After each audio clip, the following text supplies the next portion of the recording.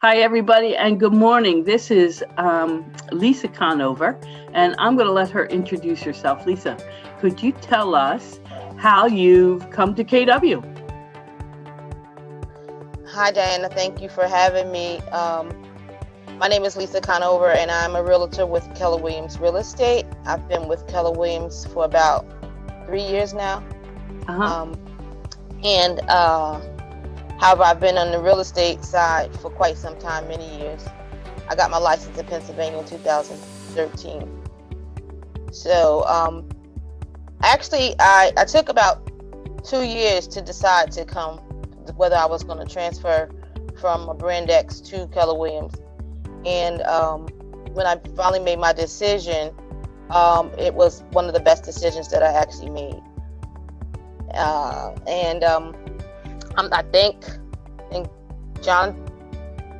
Jason brought me in, and I was recommended by one of KW's team members, and Evangelia. Yep. So I just want to say that was one of the best decisions that I actually made, was Wonderful. To come to Keller Williams. Good.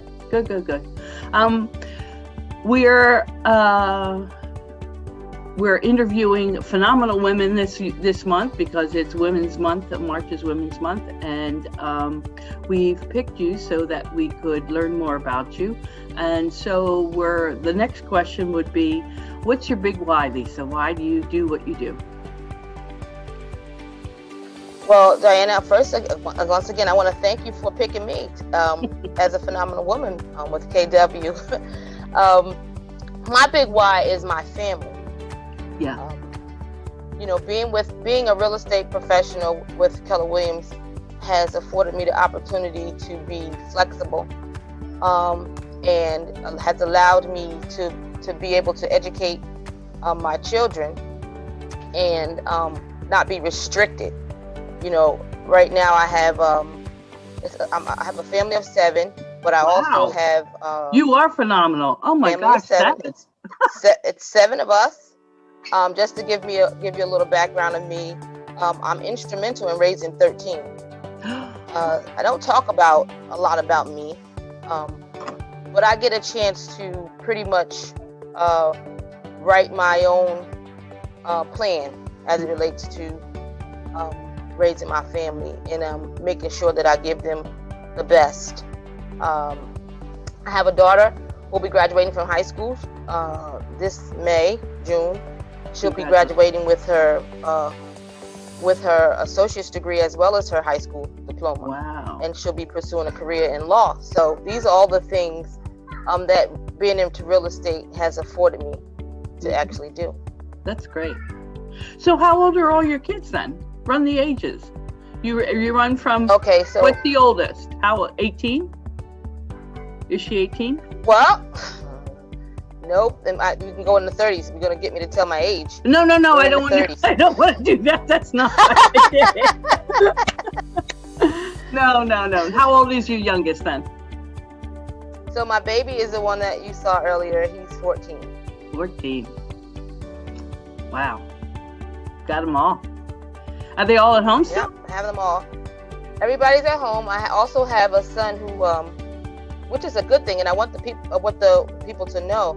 I have a son who he's 22, and he was born with cerebral palsy. So that also allows me to be flexible and to tend to his needs. Yeah. Because I think I met him in the office one day with you one Saturday. Absolutely. Yeah. Mm-hmm. And he's very active in the community. He's very, wonderful. He's not, we like to say, we use the word handicapped loosely, but he's not handicapped. We are. You know what I mean? So he keeps us on our toes. Yeah. Good for you. So then, tell me about, is there or has there been an influential woman in your life that maybe has set you on the road that you're on? Or Absolutely. Someone who's just made a big influence in who you are? I don't know if you can see this picture here behind me, but the most influential woman is my mom, who's deceased. Her name is Addie Bay, and Cheatham, and I mean, she was and is a phenomenal woman. it's because of her that I am who I am. She was a selfless woman. She was a supervisor in nursing. You know, she told the story that she only my father and her got divorced when I was young, and she said she only wanted to be a housewife, and it didn't work out. And she went to school and she became a nurse, RN. She became the supervisor nursing in a mental health hospital where she retired.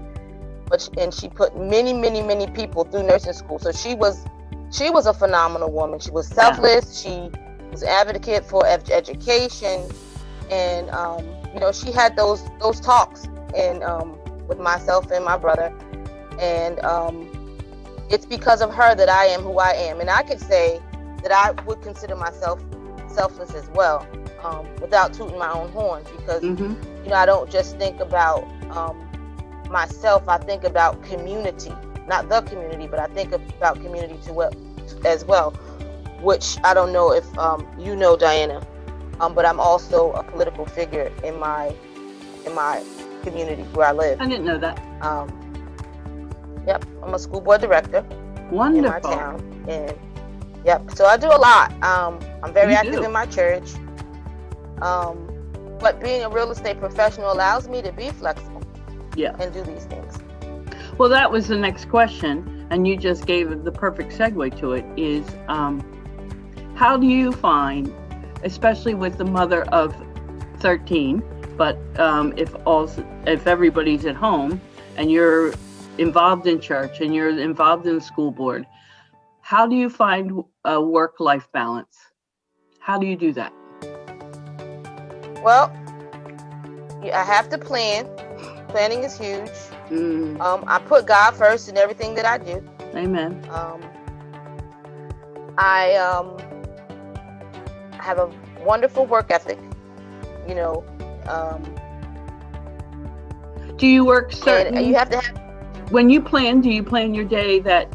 Do you work certain hours every day, or do you go with the flow of family and work, or how do you do that? I'm a full-time real estate professional. I work every day. But what I do is I have multiple calendars that are actually intertwined. So what happens is my family is actually on my calendar. So I try to create a balance so that I give equal time for each. Like I have a political calendar, and I have with political and community is together because of the simple fact that I'm on school board, I only can become school board through political, right? You know, channels. So I'm not a politician, if you know what I mean. But then I have a home calendar, you know, because I have children, and doctor's appointments, and I kind of make sure that there's a doctor's of all that. I had one yesterday, and everything's well. That was for me. But I have to plan.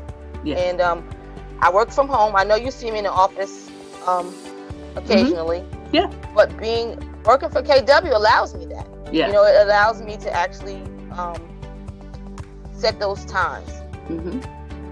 Have I answered your question?